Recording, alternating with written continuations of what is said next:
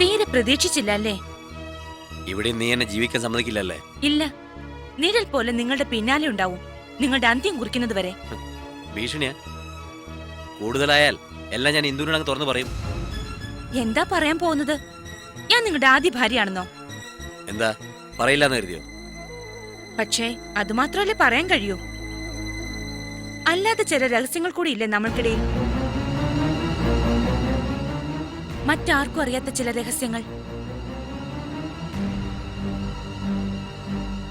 നമുക്ക് രണ്ടുപേർക്ക് മാത്രം അറിയാവുന്ന ചില രഹസ്യങ്ങൾ. അതെന്തോനോട് പറയാൻ നിങ്ങൾക്ക് കഴിയോ? ഇല്ല, നിങ്ങൾക്കത് പറയാൻ കഴിയില്ല. പക്ഷേ എനിക്ക് കഴിയും. പറയണോ? പറയണോ അമ്മുക്കുട്ടി ആരുടെ കുഞ്ഞാണെന്ന്?